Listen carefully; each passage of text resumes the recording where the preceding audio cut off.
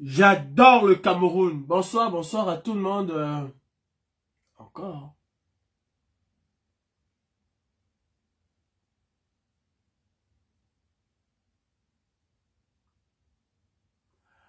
Bonsoir, bonsoir, bonsoir, bonsoir. J'adore le Cameroun. Rentré du boulot très fatigué. Mais le continent ne va pas cesser de nous surprendre. Je dormais même déjà. Hein. Partagez, partagez, partagez, partagez.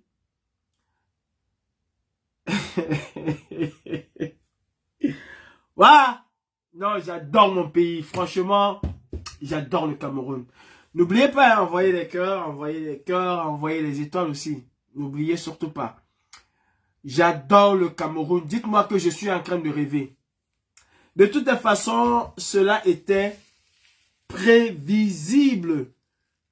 Sauf les idiots ne voulaient pas comprendre. Sauf les bornés ne voulaient pas comprendre. C'est le Cameroun. Et c'est le Cameroun de Paul Biya. C'est le Cameroun d'Atangandi. C'est le Cameroun de ceux qui ont le pouvoir face à ceux qui n'ont pas le pouvoir. C'est le Cameroun où tout est possible. Partagez.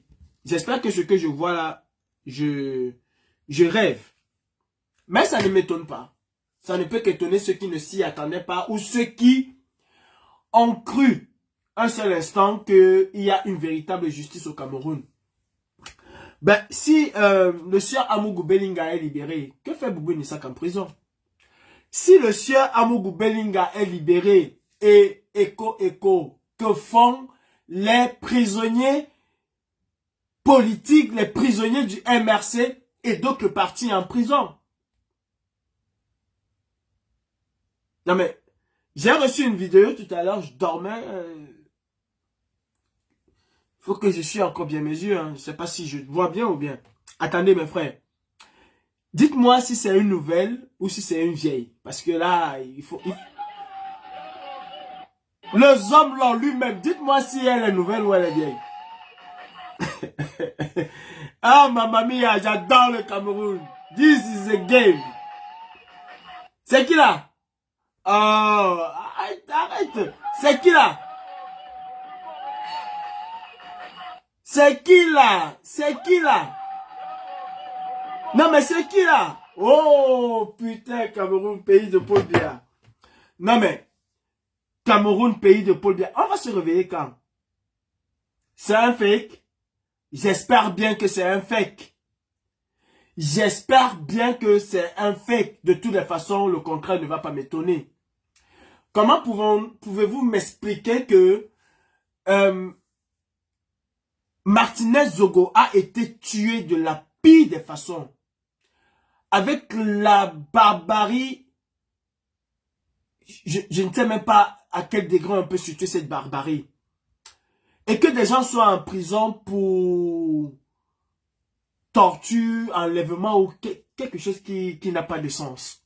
Il paraît que c'est un fake. Il paraît, dans le pays de Paul Biya, il y a très peu de fake.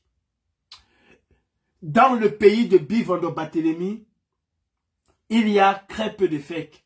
J'espère que c'est une vieille vidéo. Je l'espère.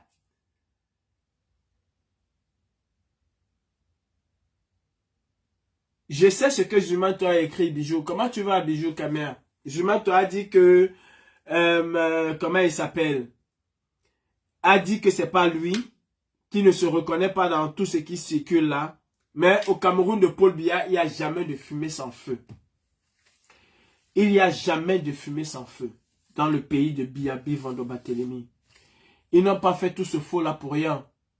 Je pense qu'ils sont en train de tester. Et ils sont en voie de faire ce qu'ils veulent faire. J'espère que c'est vraiment une vieille vidéo. Je l'espère. Mais nous devons comprendre une chose. Ces gens-là ne sont pas prêts.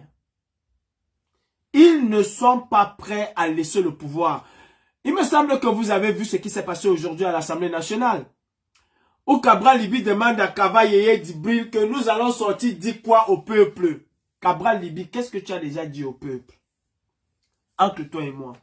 Je pense que ma mère a publié cette vidéo. Qu'est-ce que Cabral Liby a déjà dit au peuple? Attendez, il faut que je sois sûr de la voir. Qu'est-ce que Cabral Liby a déjà dit au peuple? Je vais aller voir la vidéo.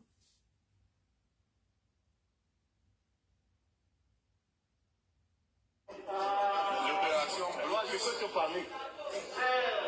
C'est la dernière fois, tu parles pas là-bas.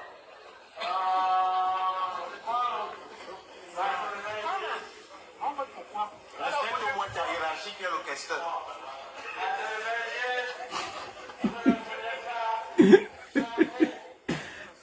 Monsieur le Président, on sort pour aller où le peuple nous a envoyé ici.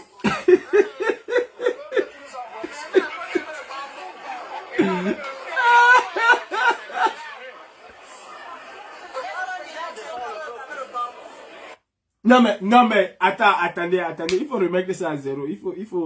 Oh, vas-y. Il faut remettre à zéro. Écoutez d'abord la voix. Non mais écoutez d'abord la voix. Ah, je vais pas te conneries là. C'est la dernière fois que tu... Écoutez d'abord la voix. L'opération blocus. Je peux te parler. C'est la dernière fois, tu parles pas là-bas.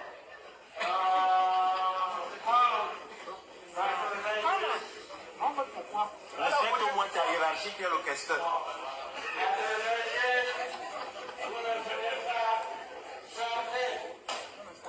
Monsieur le Président, on sort pour aller où le peuple nous a envoyé ici.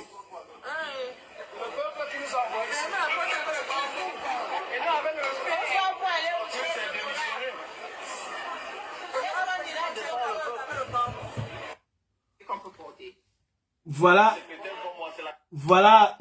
Voilà le pays.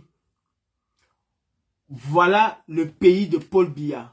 Où le président de l'Assemblée nationale, il n'a même plus de voix. Il demande aux gens de sortir de l'Assemblée nationale. Comme si c'était sa maison. Comme si c'était sa maison. Et coigne de répliquer que monsieur le président, on sort pour aller où le peuple nous a envoyé ici. Je dis un coigne. C'est aujourd'hui que tu sais que le peuple t'a envoyé là-bas. C'est aujourd'hui que tu te rends compte que le peuple t'a envoyé là. Qu'est-ce que tu as déjà fait pour le peuple? En tout cas, c'est pas le moment. Pour ceux qui pensent que ces gens-ci sont prêts à partir, que c'est avec le Funkan, avec l'arbre de la paix que nous allons les chasser, nous nous foutons le doigt dans l'œil. Nous nous foutons le doigt dans l'œil. Ces gens-ci, c'est la violence qu'ils vont comprendre.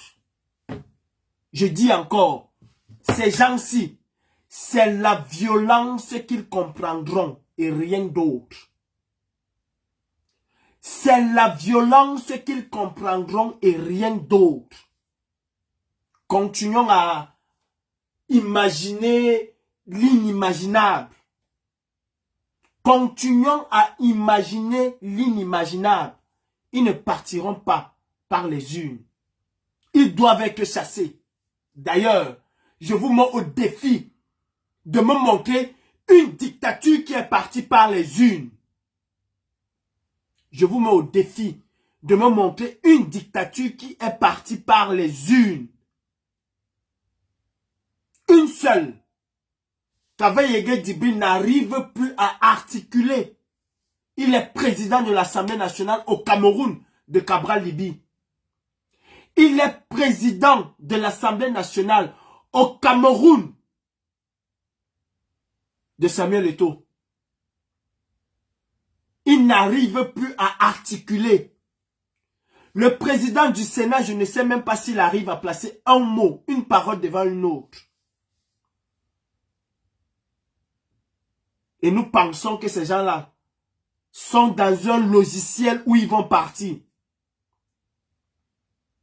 Nous pensons qu'ils sont dans un logiciel où ils vont partir. Ce que tu écris là, je ne suis même pas sûr que tu penses ça au fond de toi. Tu écris juste pour écrire.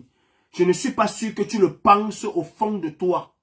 Parce que si tu pensais ça, si tu pensais cela au fond de toi, tu allais trouver des mécanismes pour que cela soit une réalité. Et non un slogan comme tu es en train de le dire.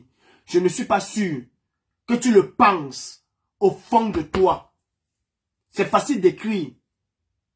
Mais comment est-ce que cela va être possible? Tu ne le penses même pas du tout. Du tout. Arrêtons des slogans creux et passons véritablement à l'action. Arrêtons avec des slogans creux, 2025 ou avant.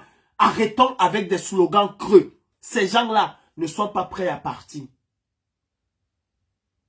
Celui qui doute, rendez-vous après les élections. Ils ne sont pas prêts à partir. Tout ce qui se passe aujourd'hui sur les réseaux sociaux concernant Amougou Bellinga, ils veulent voir, ils veulent savoir, ils veulent comprendre. Ils sont en train de juger. Ils sont en train de... Ils veulent voir vraiment ce qui va se passer. Est-ce que nous allons l'accepter? Est-ce que la communauté internationale va se mêler? De toutes les façons, si Reporters sans frontières ne s'était pas mêlé de cette histoire, c'est que jusqu'à ce jour, Amougou Bellinga n'aurait jamais été en prison. Donc arrêtez d'écrire des slogans creux. Vous n'aimez pas le professeur Kamtoke, qui que ce soit, pour venir écrire toujours, arrêtez avec ça. Tu le penses au fond de toi? Tu penses vraiment ce que tu écris au fond de toi? Tu es convaincu? Je ne pense pas que tu sois convaincu. Tu écris juste parce que tout le monde veut écrire. Ou tu écris juste pour faire plaisir à tes mains, je ne sais pas. Tu le penses? Tu le penses? Quels sont les mécanismes que nous mettons sur pied aujourd'hui pour pouvoir contrer le hold-up qui va se passer demain ou après-demain? Tu le penses? Non, je ne suis pas sûr que tu es convaincu au fond de toi. Tu n'es pas convaincu. Tu es juste comme un automate qui répète ce qu'on lui a mis dans un logiciel. Si on lui a dit ABC, il ne fait que répéter ABC. Si tu aimes vraiment le professeur Kamto, commence à penser comment est-ce que tu fais à partir de maintenant pour empêcher ces gens-là de voler en 2025. Il ne s'agit pas seulement d'aller s'inscrire sur les listes électorales comme on pense. Parce qu'il y en a déjà 3 millions qui sont inscrits sur les listes électorales et qui ont décidé de ne pas aller voter. Tu ne cherches même pas déjà à convaincre ces 3 millions de Camerounais, 3 500 000 Camerounais qui sont inscrits, qui se sont inscrits en 2018. Des 6 500 000 et poussières, il y a eu 3 500 000 qui ne sont pas allés voter. Qui ont carrément dit qu'ils ne vont pas voter. Parce qu'ils n'ont pas confiance à ce système électoral-là. On n'arrive pas déjà à convaincre les 3 millions qui ont décidé de ne pas aller voter. Je vais te rappeler que depuis 1997, Biya, depuis 1997, Biya s'est arrangé à avoir dans le fichier électoral presque 2 500 000 Camerounais qui, selon lui, votent pour lui. Est-ce que tu comprends? Avant d'écrire, est-ce que tu comprends? Biya s'est arrangé en fait que 3 millions de Camerounais, il n'y a que 3 millions de Camerounais qui vont voter. Et de ces 3 millions de Camerounais là, depuis 1997, ce sont les chiffres de la Banque mondiale, ce sont les chiffres de l'ECAM. Depuis 1997, 2 500 000 Camerounais votent pour Biya. Sur les 3 millions de Camerounais ou 3 200 000 Camerounais qui vont voter. C'est mathématique. C'est un calcul très simple. Il y en a qui pensent que il faut que la diaspora camerounaise aille s'inscrire massivement. Qu'est-ce que la diaspora camerounaise pèse sur l'élection au Cameroun?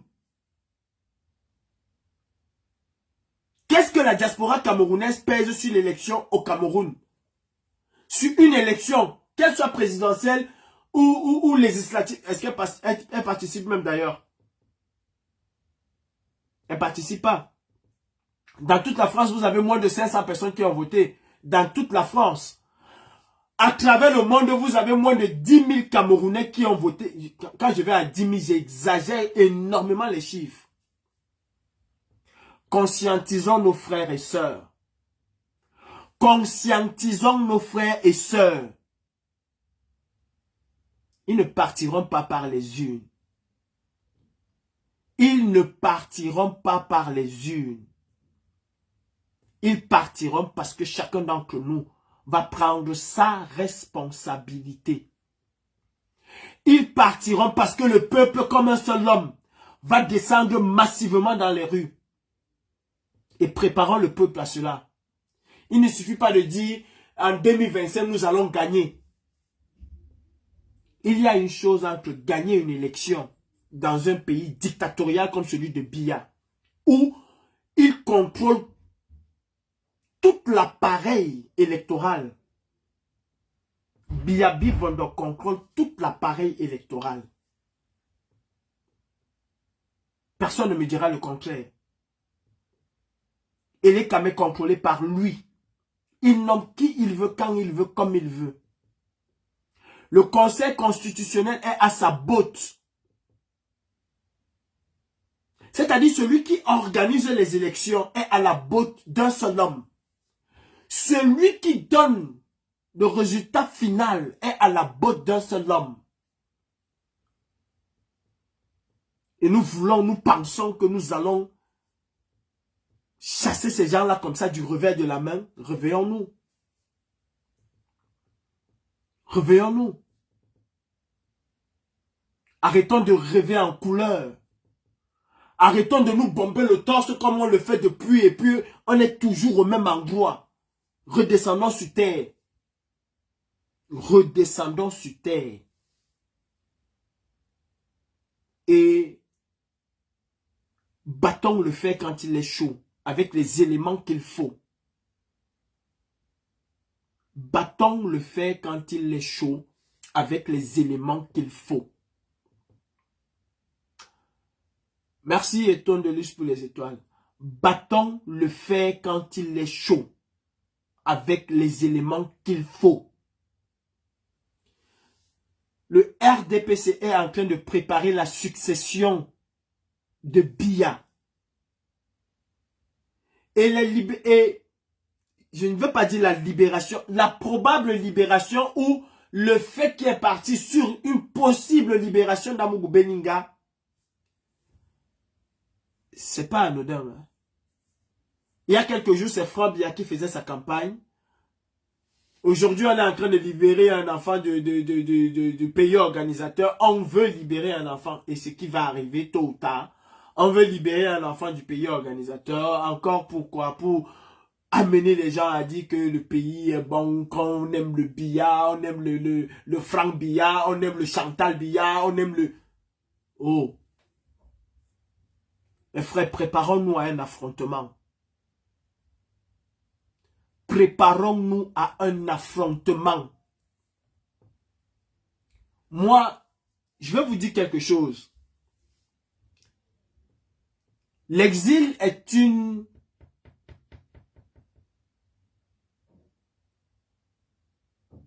Comment je vais dire ça?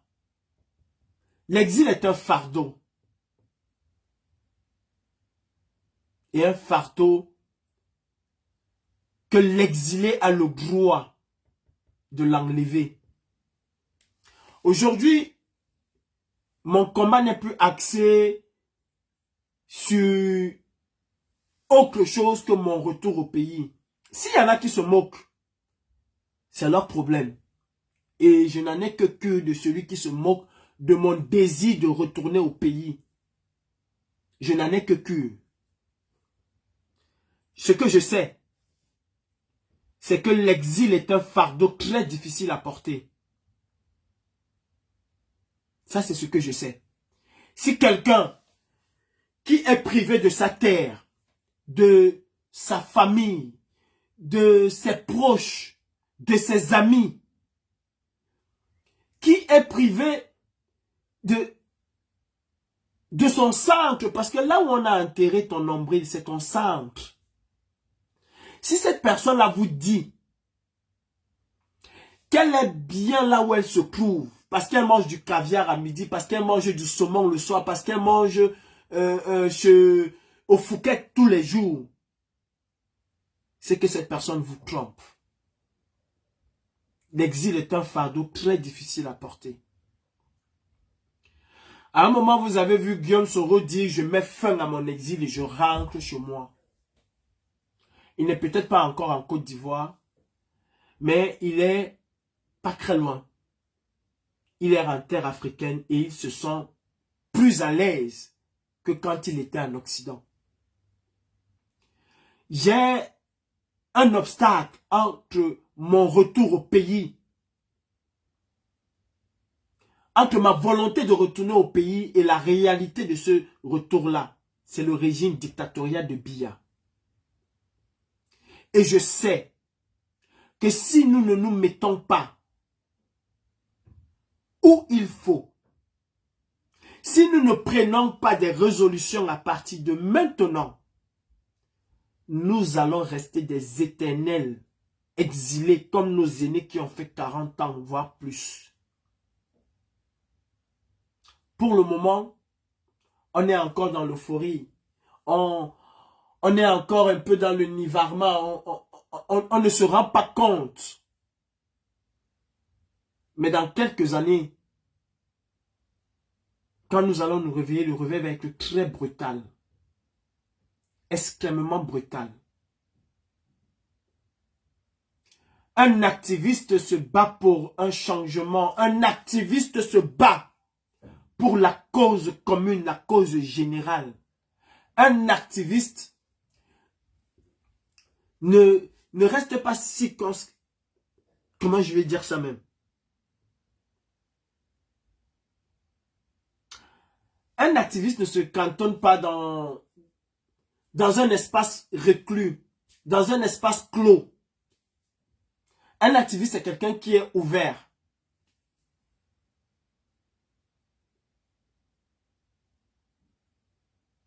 Posez-vous la question de savoir si vous êtes des activistes. Posez-vous la question de savoir si vous êtes des activistes. Parce que la réaction d'un activiste face à ce gouvernement, face à ce régime dictatorial, surtout ce régime qui est en train de faire feu de tout bois pour rester au pouvoir, la véritable réaction d'un activiste, c'est la loi du talion. Œil pour œil, dent pour dent. Sécuriser le live. Si nous ne sommes pas radicaux à partir de maintenant, nous allons pleurer.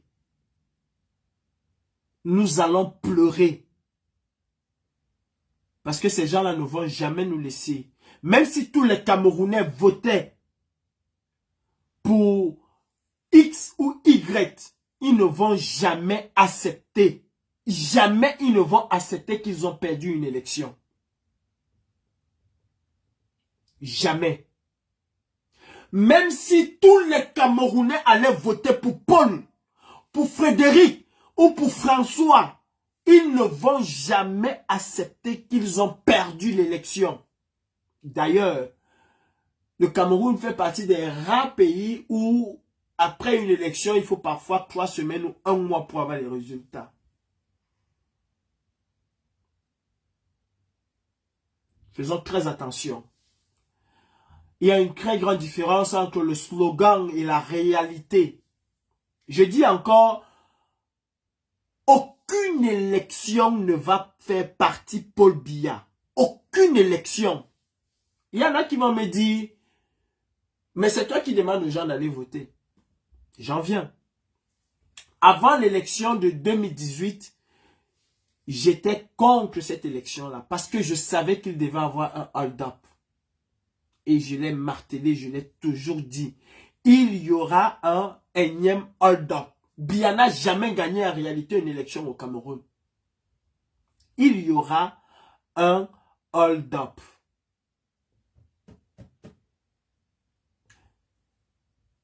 Mais nous avons cru que l'élection serait l'occasion pour qu'il y ait une contestation. Ce fut le cas. Ce fut véritablement le cas. Sauf que cette contestation n'a pas été suivie par ceux qui devaient prendre leurs responsabilités, c'est-à-dire les Camerounais. Si les Camerounais avaient accompagné la Renaissance, le MRC, si le Camerounais avait accompagné la diaspora, avait accompagné la résistance, on parlerait de Biya au passé.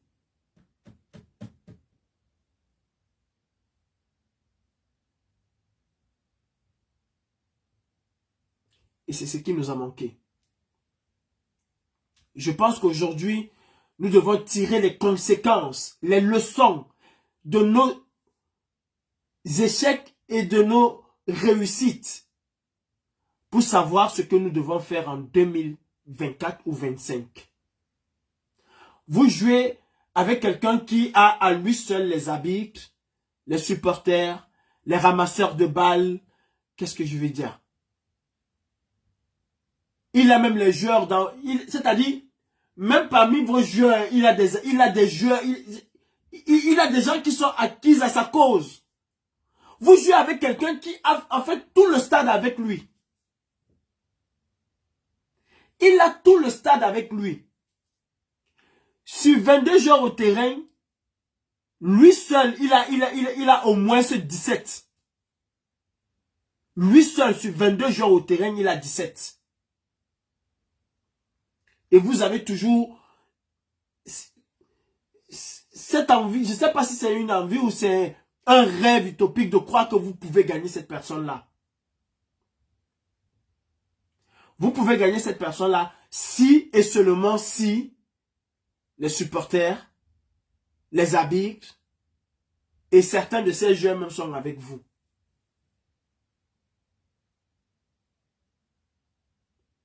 Ouais. La diaspora camerounaise est capable encore de se mobiliser. La diaspora camerounaise est capable encore de se mobiliser. Et ce n'est pas les seuls Larissa qui vont me dire le contraire. Je sais qu'elles ont pris des coups. Je sais ce qu'elles ont subi comme la majorité. Hein. Je sais. Et je sais au plus profond de moi quelle volonté les anime quand il s'agit du Cameroun, du grand Cameroun, pas du Cameroun restreint ou bien du Cameroun de quelques personnes, mais du Cameroun en entier. Amougou Bellinga n'est pas en prison pour avoir assassiné Martinez Zogo. Amougou Bellinga n'est pas en prison parce qu'il a assassiné Martinez Zogo. Amougou Bellinga est en prison parce que, soi-disant, il aurait torturé Martinez Zogo. Mes frères et sœurs, réveillons-nous. Réveillons-nous car le véritable réveil va être brutal.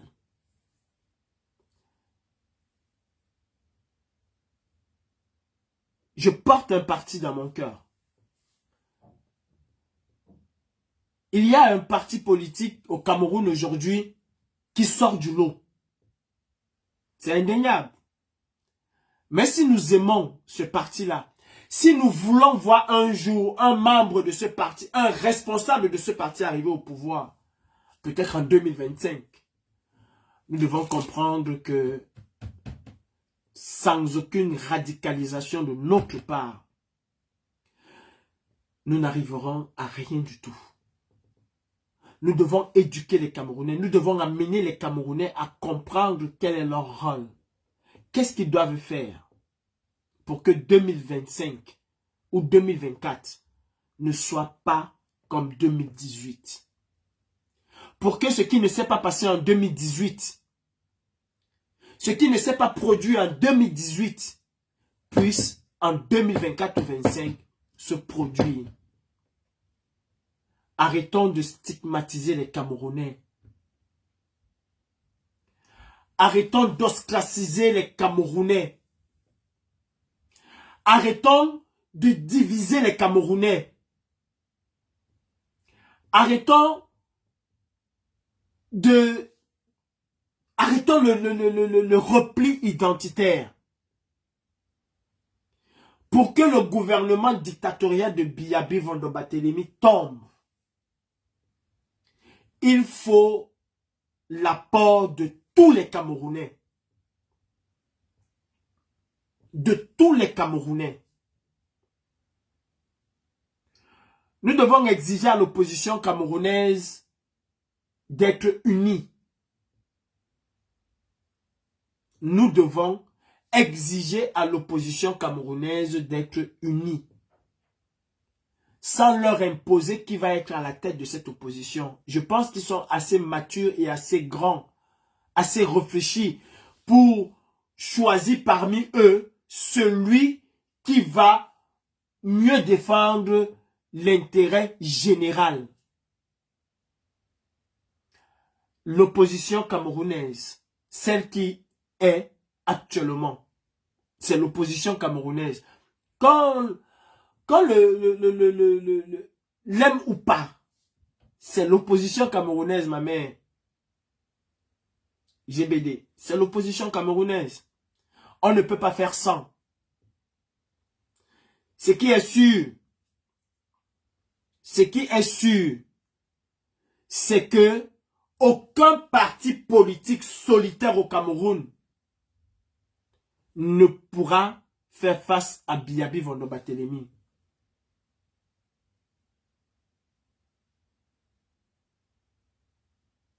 Aucun parti solitaire.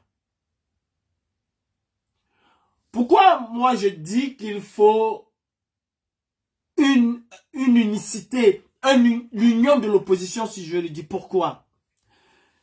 Imaginez-vous que cette opposition-là se rassemble, désigne un candidat qui va aux élections, soutient ce candidat. Et bien sûr, nous savons qu'il va avoir un hold-up. Et que cette opposition-là appelle les Camerounais à sortir dans les rues. Voilà pourquoi nous disons que l'opposition camerounaise doit être unie. En ce moment-là, ce ne serait pas les Bamileke, ce ne serait pas les Bassa, ce serait des Camerounais. Parce que personne ne va dire, ah non, je ne vais pas aller mourir pour un Bamileke. L'autre ne va pas dire, je n'irai pas mourir pour un Bassa. C'est l'opposition camerounaise comme en 1991 qui va demander aux Camerounais de sortir. C'est l'opposition camerounaise. Tu as une bonne lecture, mais il se fait tard. Vos luttes ont totalement divisé. Alors, changement ne viendra qu'à l'intérieur du RDPC. C'est ton point de vue, mon frère, et ça, je te le concède. C'est ton point de vue. Et je vais te redire encore une chose. Si nous nous retrouvons, monsieur Essa, dans les mêmes conditions de 2018, je referai exactement mot pour mot,